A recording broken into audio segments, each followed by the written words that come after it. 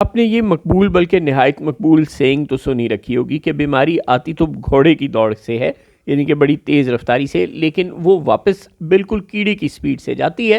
بین ہی پاکستان میں جو نظام حکومت اور سیاست اور آئین کا ڈھانچہ ہے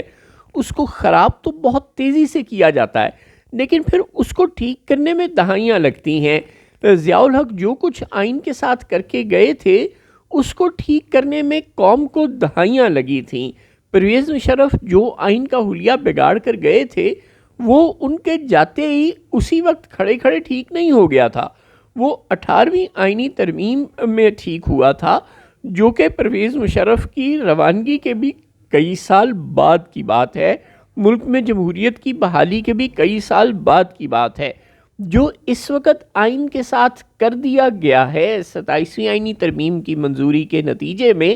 جس طرح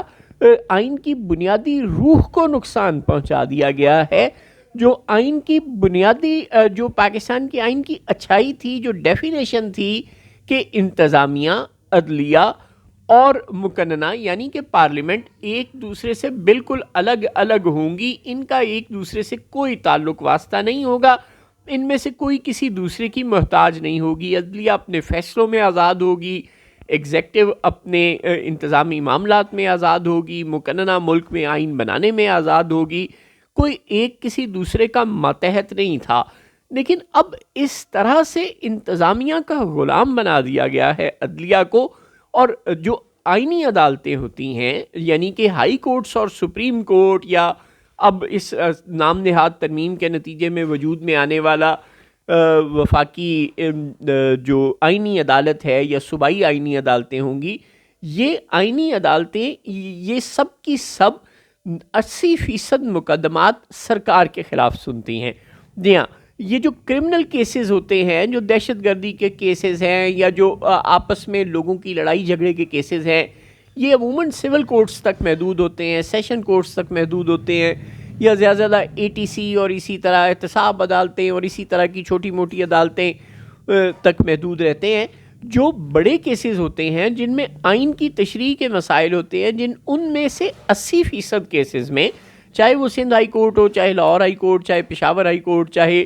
بلوچستان ہائی کورٹ، چاہے اسلام آباد ہائی کورٹ، چاہے سپریم کورٹ آف پاکستان، اور چاہے اب نام نہاد وجود میں آنے والی نئی جو آئینی عدالتیں ہوں گی، وہ یہ سب کے سب 80% کیسز ایسے سنتی ہیں جن میں ایک طرف عوام ہوتی ہے اور دوسری طرف ریاست، یعنی ایک کیس میں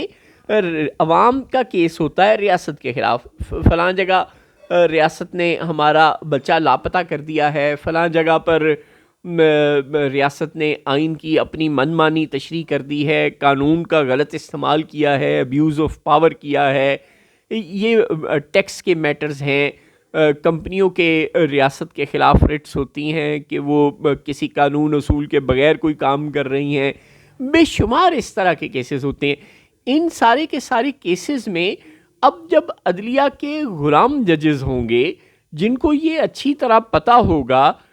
کہ وہ ریاست کے خلاف فیصلہ دیں گے تو ان کی ترقی نہیں ہوگی، ان کا غلط جگہ پہ ٹرانسفر ہو جائے گا، یعنی وہی ڈر، وہی خوف جو ایک اسسٹنٹ کمشنر کو، ایک ڈپٹی کمشنر کو، ایک کلرک کو ہوتا ہے، وہی اب جج کو ہوگا۔ غضب خدا کا 1973 کا آئین ججوں کو یہ سیکیورٹی دیتا تھا، security of tenure, security of service, کوئی ان کو ریٹائر نہیں کر سکتا، کوئی ان کو جبری معزول نہیں کر سکتا، کوئی ان کا ٹرانسفر نہیں کر سکتا،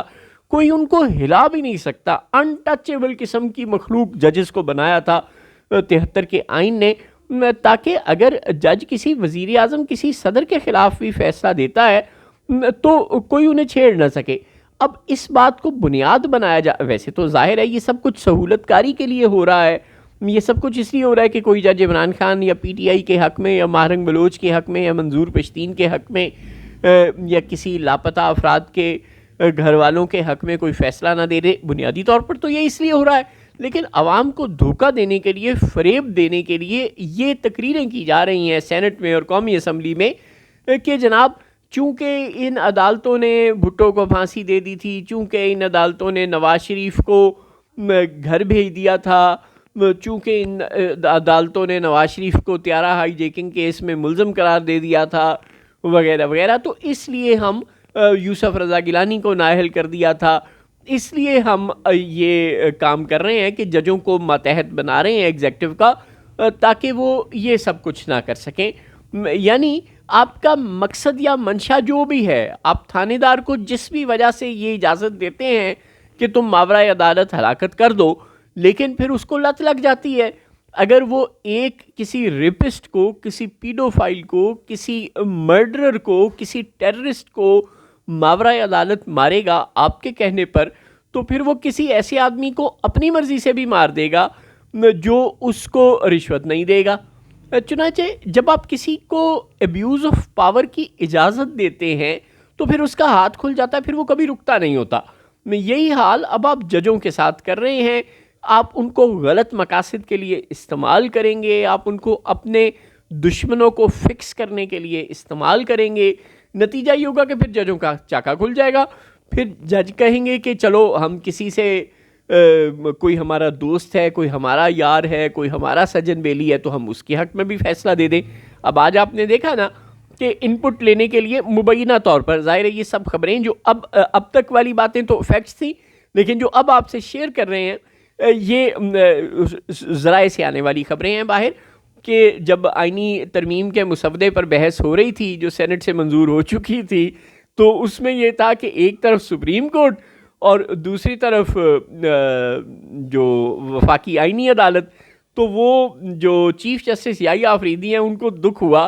کہ میرے ساتھ چیف جسٹس پاکستان کا ٹائٹل نہیں لگا ہوگا, یہ تو میں آنے والی تھان پر آ جاؤں گا, میری تو اوقات کم ہو جائے گی, میری تو ویلیو کم ہو جائے گی, میرے نام کے ساتھ چیف جسٹس پاکستان لکھا آنا چاہیے تاکہ میرا مقام بلند ہو, سب کو پتہ ہو کہ میں پورے پاکستان کا چیف جسٹس ہوں, میں کوئی پٹواری محکمہ بال نہیں ہوں, میں کوئی کھڈے لائن نہیں لگا ہوا. غضب خدا کا, آپ نے سپریم کورٹ کو تباہ کر دیا. آپ کے سامنے پاکستان کا ایک 50-60 سال پرانا ادارہ قتل ہو گیا اور آپ نے اس کے قتل پر احتجاج تک نہیں کیا, کوئی سو موٹو نوٹس نہیں لیا. جو ججز یہ کام کرنا چاہتے تھے ان کے ہاتھ پیر آپ نے باندھ دیے, اور اب آپ یہ فرما رہے ہیں کہ میرے نام کے ساتھ چیف جسٹس پاکستان لکھا ہونا چاہیے. چنانچہ اب ظاہر ہے یہ گیو اینڈ ٹیک ہو رہا ہے, یہ عوام کے حقوق پر مسلسل ایک ڈاکہ مارا جا رہا ہے, غصب کیا جا رہا ہے, ایبیوز آف پاور کیا جا رہا ہے. اب اس سب کا نتیجہ بہت بھیانک نکلتا ہے. اس سب کا نتیجہ یہ نکلتا ہے کہ لوگوں کا جسٹس سسٹم سے اعتبار اٹھ جاتا ہے, اور لوگوں کو سب کو پتہ ہوتا ہے کہ اب تو کوئی فائدہ ہی نہیں ہے, لہٰذا ملک میں انویسٹمنٹ کے دروازے اور بھی بند ہو جائیں گے. جو آپ یہ کہہ رہے ہیں کہ فورن انویسٹمنٹ نہیں آ رہی, رو رہے ہیں, بلکہ الٹا جو پہلے سے موجود تھی وہ بھی جا رہی ہے. جو لوکل کمپنیاں ہیں, جس طرح گل احمد ٹیکسٹائل نے یہاں سے ایکسپورٹ بند کر دی, جو یہ تو لوکل کمپنی تھی نا, ہم پراکٹر اینڈ گیمبل کو اور شیل کو تو کیا روئیں.